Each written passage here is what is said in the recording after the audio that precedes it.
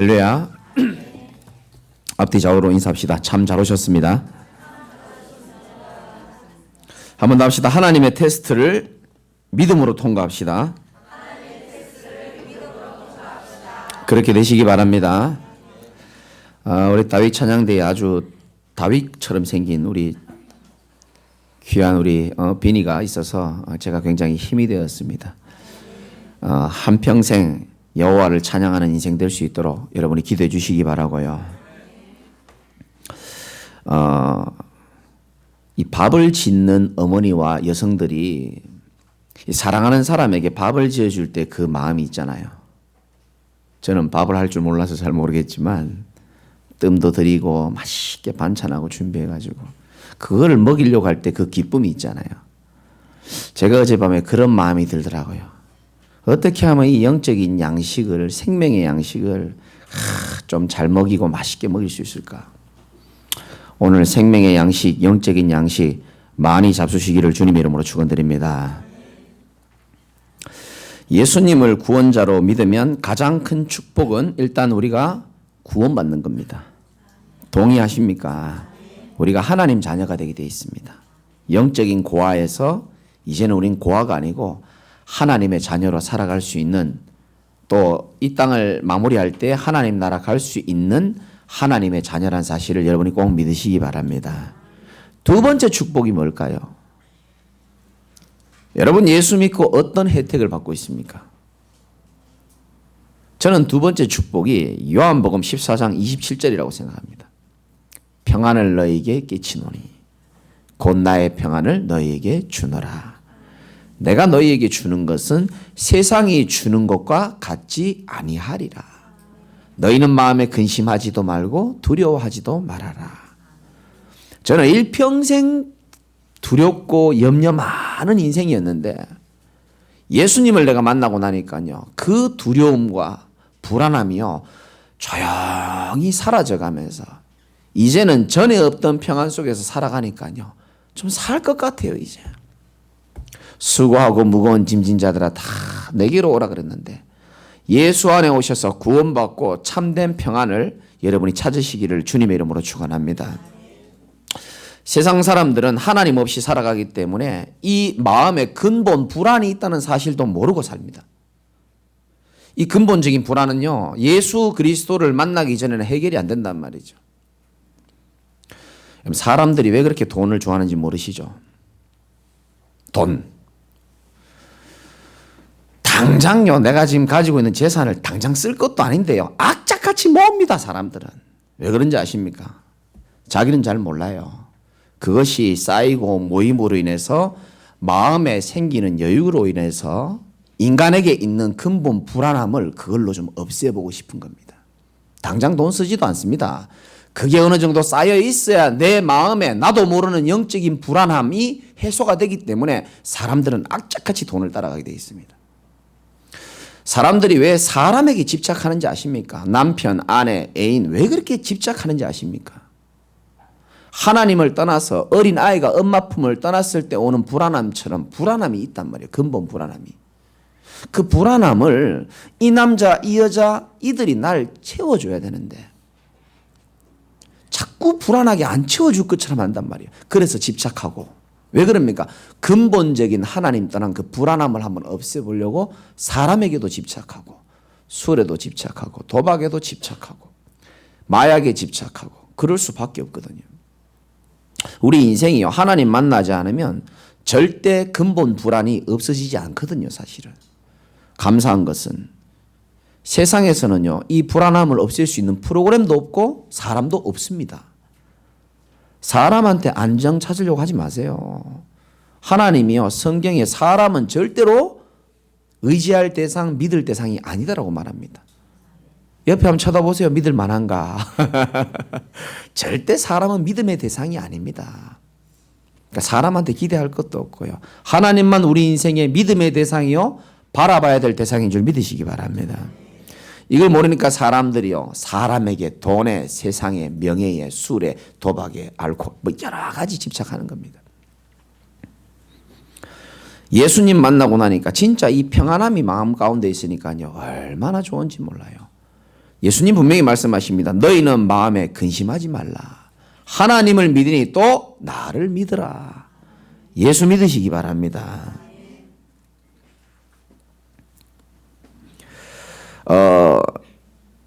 매주마다 성도들이 예배를 드리는데요.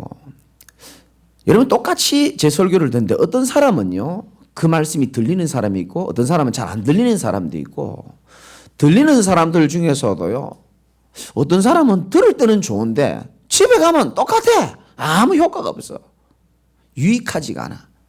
근데 어떤 사람은 똑같이 말씀을 듣는데 그 말씀이요, 자기 인생의 터닝 포인트가 되어지고 완전히 하나님의 응답과 역사를 보는 축복의 말씀이 되거든요. 왜 그런지를 알아야 됩니다. 히브리서 4장 2절에 보면은 하나님 말씀을 듣는데도 유익하지 않는 이유는 듣는 자가 믿음과 결합하지 않았기 때문이다 라고 말하고 있습니다. 들을 때는 여러분이 믿음과 결합해서 말씀 들으시기 바랍니다. 안 그러면 아무 효과가 없어요. 믿음과 결부해야 됩니다. 듣는 자가 믿음과 결부시키지 않았기 때문이다. 전하는 자가 내 상황에 맞는 말씀을 안 전해줘서가 아니고 듣는 자가. 전하는 자는 사람의 말을 전하는 게 아닙니다. 하나님의 음성을 대언하는 줄 믿으시기 바랍니다. 데살로니가 교회도 마찬가지입니다. 2장 13절에 보면, 데살로니가서 2장 13절에 보면 그 교인들이 바울의 말을 사람의 말로 듣지 않고 하나님의 음성으로 들었더니 믿는 자 가운데 역사하느니라 이렇게 말했습니다. 말씀 믿으시기 바랍니다. 말씀이 곧 하나님이라고 요한복음 1장 1절에도 나옵니다. 오늘 하나님 우리에게 주시는 말씀은 하나님의 테스트. 좀 어려운 영어 단어를 썼습니다. TEST, 테스트. 이거 시험이라는 뜻이거든요. 서론에 먼저 두 가지를 아셔야 되는데요. 성경에는 시험에 대해서 크게 두 가지를 말하고 있습니다. 첫 번째는 마귀가 주는 시험이 있습니다. 요거는 하나님이 주는 시험하고는 완전 달라요.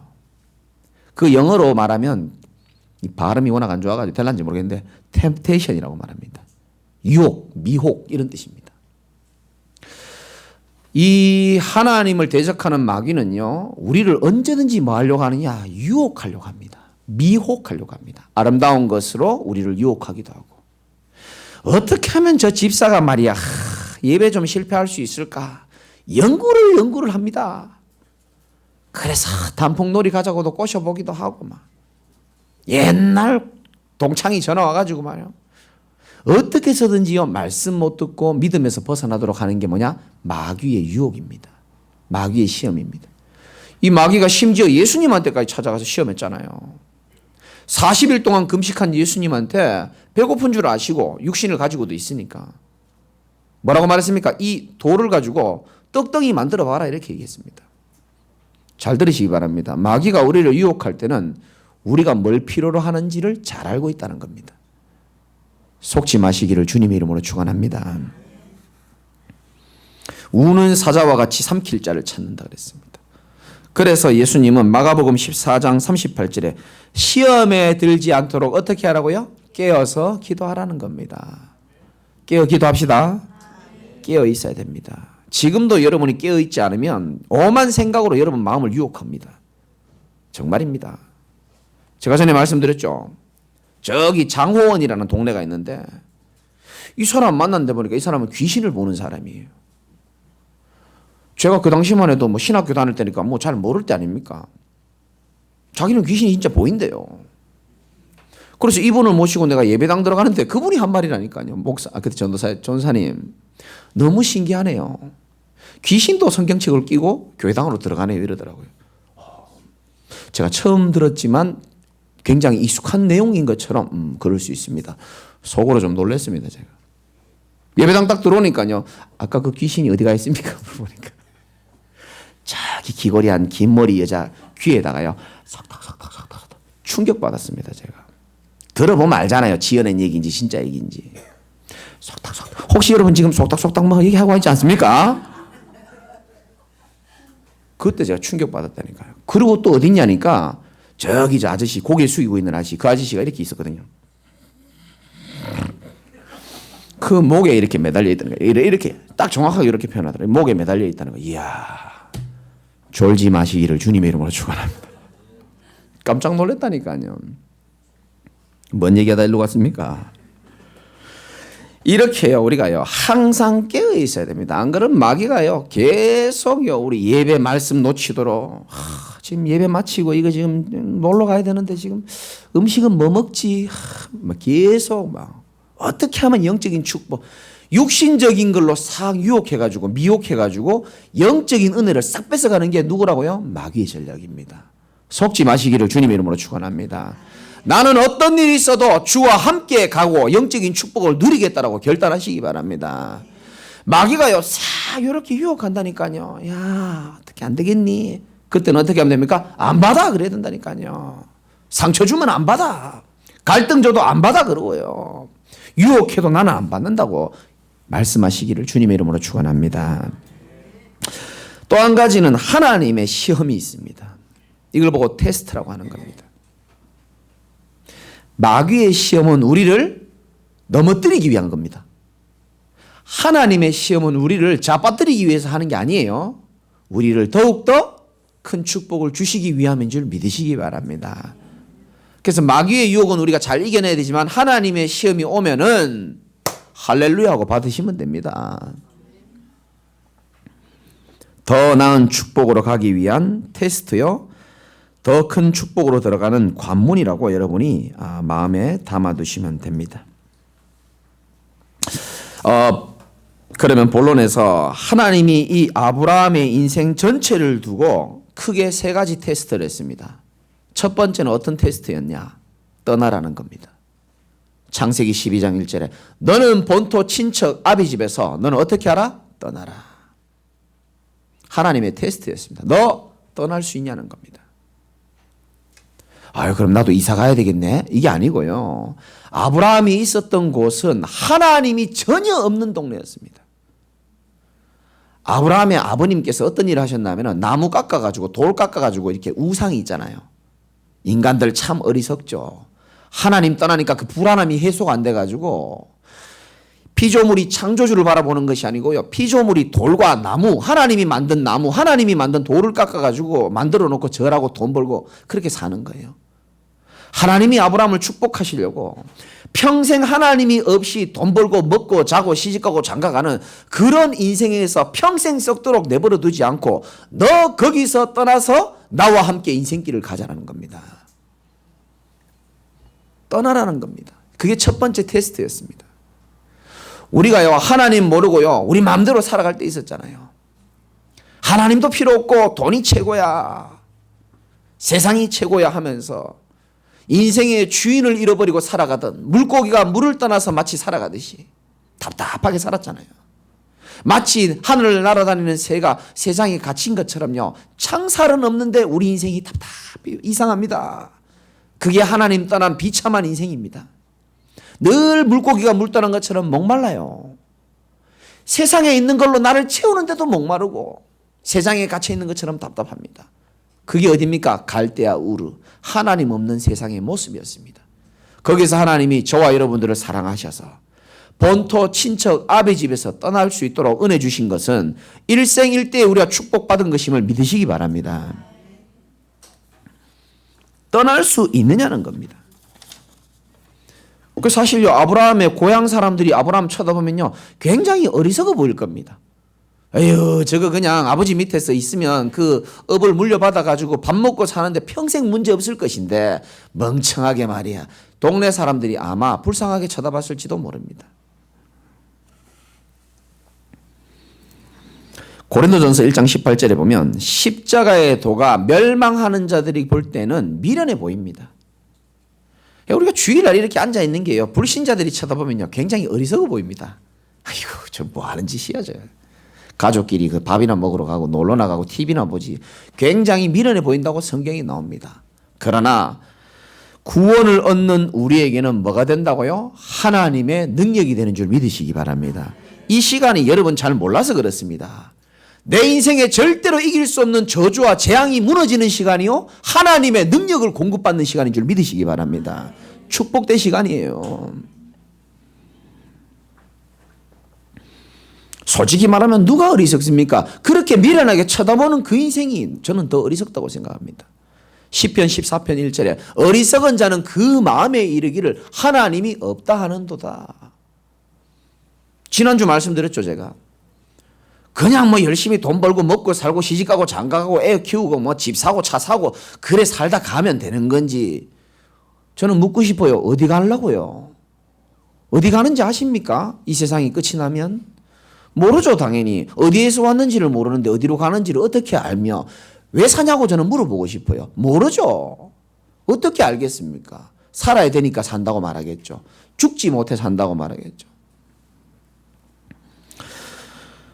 어떤 면에서 보면요, 우리 인생이 진짜요, 뭐 먹으러 온 것도 아니고요. 맞죠? 그죠? 어떻게 보면 우리가 평생 일하려고 이 땅에 왔습니까? 그거 아니잖아요. 모든 만물은 지은 자가 있고 지은 목적이 있듯이 우리를 지으신 하나님을 만나는 것이 인생의 최고의 가치인 줄 믿으시기 바랍니다. 우리가 하나님 은혜로 우상과 저주와 갈대와 우려에서 떠날 수 있었던 은혜를 여러분이 한 주간 진짜 진심으로 감사하시기 바랍니다. 아브라함에게 있어서 두 번째 테스트는 뭐냐? 자, 가나안 땅으로 오고 난 다음에요, 아이고 하나님이 시키는 대로 했는데 인생이 안 펴진단 말이에요. 두 번째 테스트는 기다리라는 겁니다. 너를 향한 약속이 이루어질 때까지 믿음으로 기다릴 수 있겠냐는 겁니다. 어찌 보면 신앙생활은 하나님의 언약을 믿고 기다리며 감상하는 게 신앙생활인지도 모릅니다. 아브라함이 떠나는 건 잘했어요. 갈대아 우르 땅에서 떠나는 건 잘했는데 기다리는 걸 잘 못했습니다. 그래서 마누라 2번 뺏길 뻔하고 그래서 여러 가지 어려움도 많이 당했습니다. 그러나 창세기 21장 1절에 여호와께서 말씀하신 대로 사라를 돌보셨고 여호와께서 말씀하신 대로 사라에게 어떻게 했다고요? 행하셨습니다. 여러분 잘 들으셔야 됩니다. 걱정하고 불신자처럼 그렇게 살지 마시고요. 우리 인생은 여러분이 염려하는 대로 되지 않습니다. 죄송하지만 불신자들은요, 자기가 염려하는 대로 인생이 가요. 거기서 떠나면 되는데 떠나는 방법을 몰라요. 예수 그리스도 받아들이면 되는데 모른단 말이죠. 그런데 우리 인생이요, 이제는 영적 고아에서 하나님의 자녀가 된 줄 믿으시기 바라고, 이제는 우리가요, 하나님을 아바 아버지로 부를 수 있는 하나님의 권속이 됐기 때문에, 약속의 자녀가 됐기 때문에 우리의 인생은 어떻게 펼쳐지는지 아십니까? 하나님이 말씀하신 대로 우리 인생이 펼쳐질 줄 믿으시기 바랍니다. 걱정하지 마시라니까요. 하나님이 약속대로 우리 인생 가게 돼 있습니다. 걱정하는 건 내 수준이고 내 수준이지만 하나님은 우리 인생을 말씀대로 인도하신다니까요. 그래서 기다릴 수 있는 훈련을 하라는 겁니다. 그 테스트를 하는 겁니다. 너 지금 네 눈에 보이는 환경이 온전치 않은데 너는 약속의 말씀을 붙잡고 기다릴 수 있겠냐는 겁니다. 너 이 시험을 통과할 수 있겠어? 너에게 큰 축복이 예비되어 있다는 겁니다. 제가 한 10몇 년 전에요, 우리 박 전도사처럼 아무것도 모르고 전도사를 하게 됐었는데 얼마나 적응이 안 되는지 모르겠어요. 모든 게 다 적응이 안 돼요. 찬양 인도를 목사님께서 시키시는데 여기서 찬양을 하는데요, 제가 뭐 찬양 인도를 뭐 제대로 해봤습니까? 마이크가 이렇게 있는데 제가 좀 감정적이잖아요. 음악을 또 좋아하고 너무 업돼가지고 그냥 이렇게 찬송을 하면 되는데 이걸 끝까지 들어가지고 막 주의 보혈 이걸 막 이렇게 듣고 하니까 이 앞에 계신 황선아 이름도 내 밝힐 수 있다. 안수 집사님이요, 저를 딱 째려보더니요, 당장 뭐라 하는지 압니까? 인상 팍 쓰면서요, 이야 얼마나 부끄럽던지요. 내가 눈물 닦고요, 내가 정신 차렸다니까요. 아니 그냥 끝나고 말씀하셔도 되잖아요. 아무도 없는 데서 지혜롭게 전사님 참 은혜 받았습니다. 그런데 각도를 좀 내리시면 좋겠습니다. 이렇게 하면 얼마나 좋습니까? 그 수준 있게 하면 되는데 딱 째려보시더니요, 정신 바짝 차리고 내가 눈물 닦고요. 그때부터 제가 이렇게 찬양인다니까요.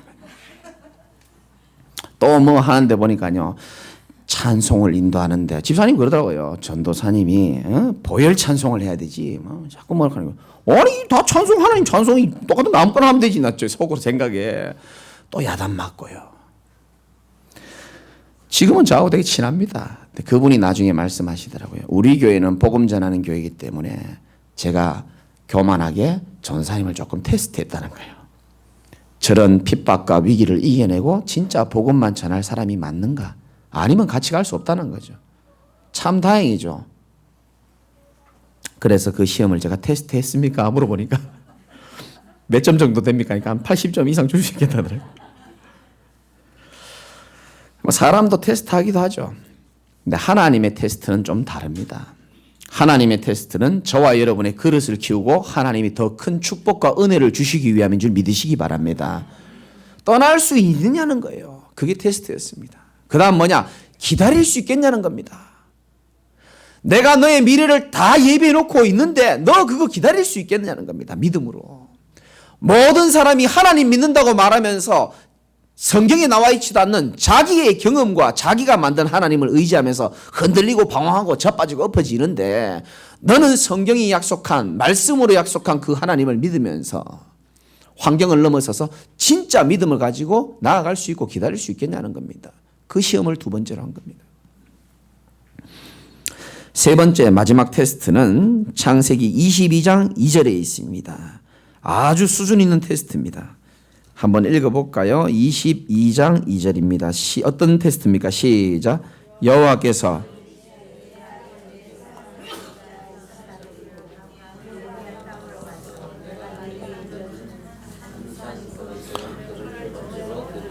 자, 첫 번째 시험은 뭐라고요? 떠나라. 두 번째는 뭐라고요? 기다리라. 마지막 시험이 뭡니까? 드리라는 겁니다. 드리라. 드릴 수 있겠습니까? 이 봐, 또 돈 얘기하는 줄 알고 또 아멘 안 하는 거 봐. 드릴 수 있으시기를 주님의 이름으로 축원합니다. 여러분 보세요. 지금요, 하나님이 신앙의 초기에 때는요, 이런 시험을 주지 않습니다. 그래서 하나님의 테스트는요, 무리들에게는 주지도 않아요. 진짜 하나님이 축복하고 사용할 제자에게만 하나님의 테스트가 있는 겁니다. 예수님의 제자도 마찬가지입니다. 무리들은 하나님이요, 신경 안 써. 진짜 하나님이 축복하실 여러분과 같은 제자에게 주시는 시험은 모두 다 축복인 줄 믿고 하나님의 테스트를 믿음으로 관통하시기 바랍니다. 근데 세 번째 마지막 시험은 아주 어려워요.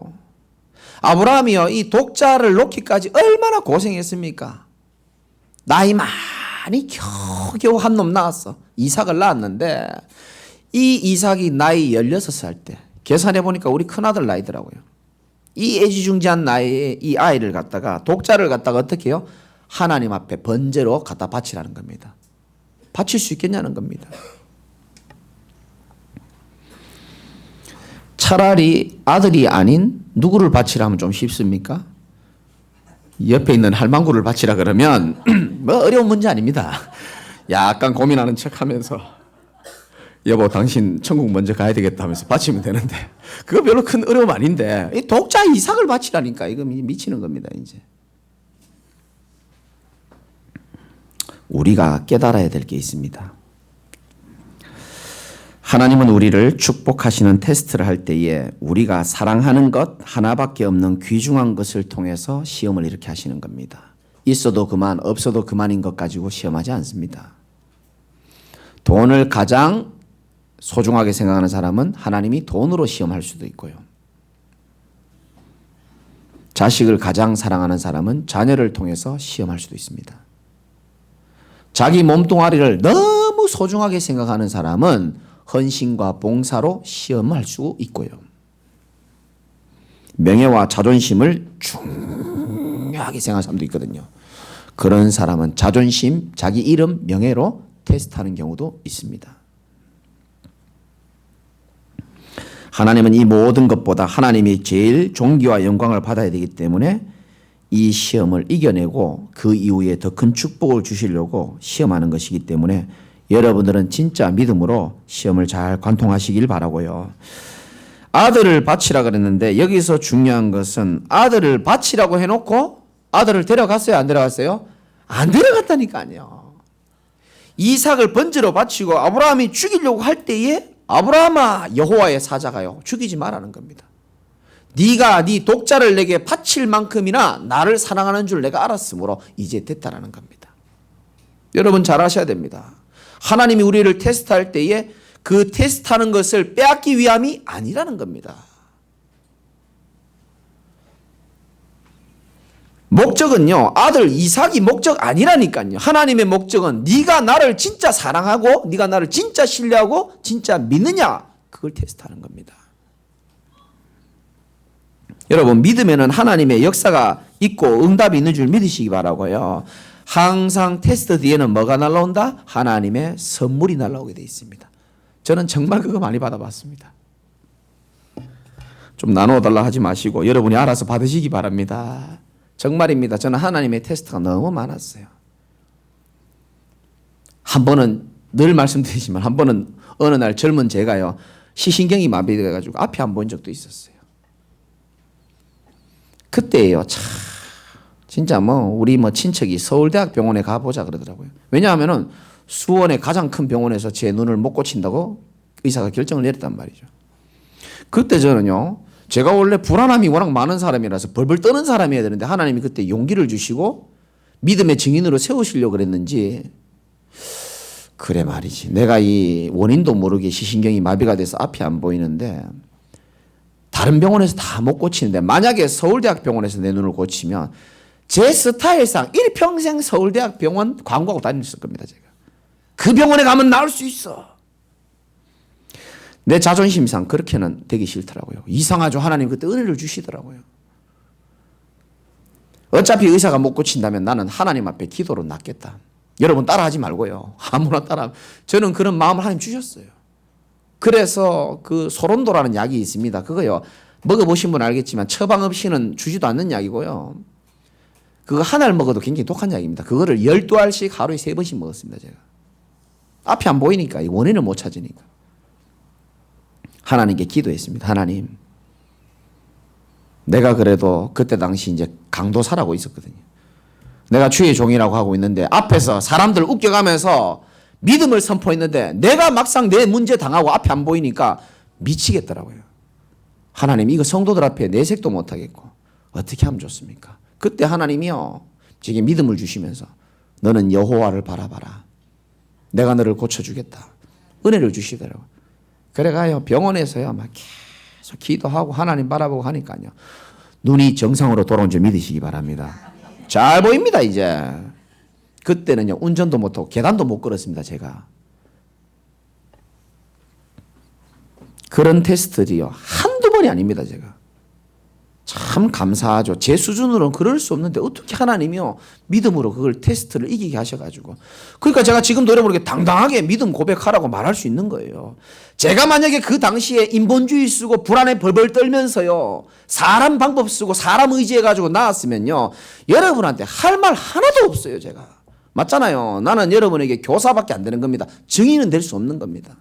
여러분의 테스트는 하나님의 증인으로 여러분 삼으시려고 하는 것임을 믿으시기 바랍니다. 문제 아닙니다. 그거 오히려 알고 봤더니 더 큰 축복이라.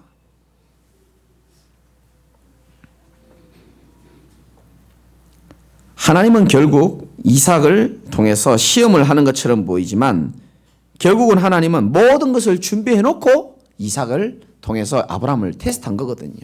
그래서 뭐라고 되어 있습니까? 14절에 보니까 아브라함이 그 땅 이름을 뭐라고 불렀다고요?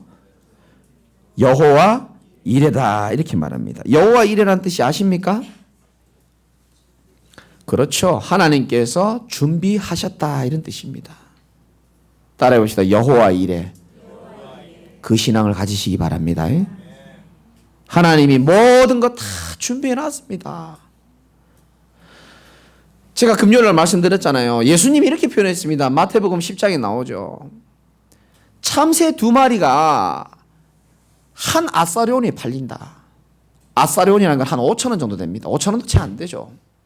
참새 2마리가 한 아사리온에 팔리는데 그 둘 중에 한 마리 떨어지는 것도 내 허락 없이는 못 떨어져. 그런데 너희들은 많은 참새보다 귀하다. 내가 너희 머리카락도 세고 있다. 예수님 참 못 알아듣는 우리를 향한 비유를 참 쉽게 설명하셨죠. 여러분, 많은 참새보다 더 귀한 존재인 줄 믿으시기 바랍니다. 하나님은 우리를 독생자를 죽기까지 하면서 구원했기 때문에 구원해놓고 고아처럼 버려두는 게 아니에요. 떠나라 그래놓고 책임 안 지는 게 아니고 하나님은 기다리게 하시고 믿음의 테스트를 통해서 우리를 증인으로 세우시는 줄 믿으시기 바랍니다. 그리고 하나님은 모든 것 다 예비해 놓고 계십니다. 제가 그렇게 과거에 정신 못 차릴 때에, 그렇게 시달리고 그렇게 어려움 당할 때에 이 시험은 내가 못 이기겠다라고 고민할 그때에도 하나님은 세계 복음화를 위해서 여러분과 같은 중요한 분들, 교회를 하나님이 준비시켜 놨지 않습니까? 저는 그래서 과거에 나를 준비시킨 하나님이 지금 확인되면서 미래도 믿어지는 거 있죠. 여러분도 믿으시기 바랍니다.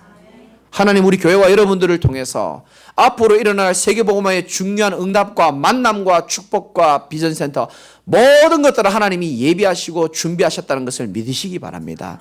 여호와 이레의 신앙이 있어야 되는 거예요.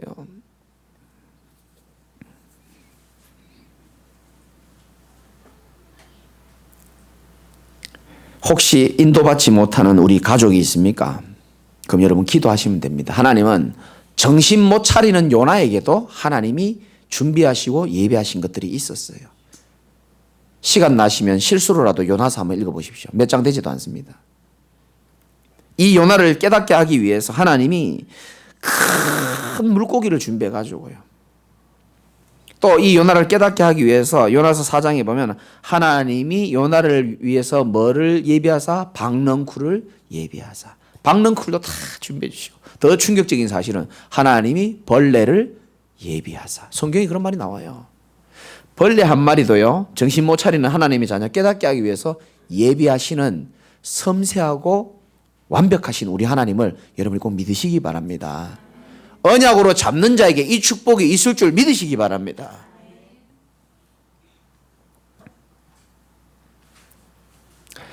결론적으로 두 가지 깨달음만 말씀드리고 마치도록 하겠습니다.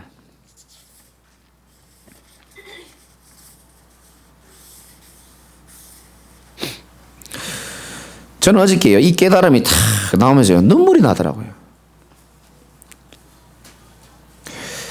하나님이 아브라함에게 가장 소중한 걸 요구했어요, 안 했어요? 대답 좀 해보셔요. 가장 소중한 것을 요구했습니다.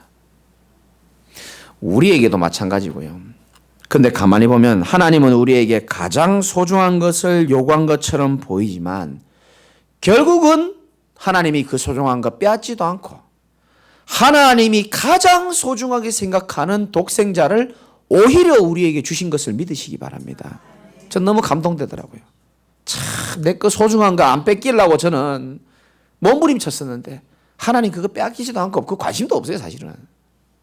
전능하신 하나님이 우리에게, 나에게, 여러분에게 당신의 가장 소중한 독생자 예수 그리스도를 보내주신 것을 감사하시기 바랍니다. 그분이 아니면 우리는요, 구원받을 수도 없는데. 맞잖아요. 아브라함은 세상에서 가장 소중한 것을 드린 것처럼 보이지만 하나님은 아브라함의 믿음을 축복하시고 가장 소중한 선물을 주시고 여호와 이레의 하나님을 깨닫게 하셨습니다. 사실은 믿음을 선물로 주시고 깨달음을 선물로 주시고. 그래 보면요, 우리 하나님 보면 참 멋있어요. 보면 제가 보면은 너무 멋있어요.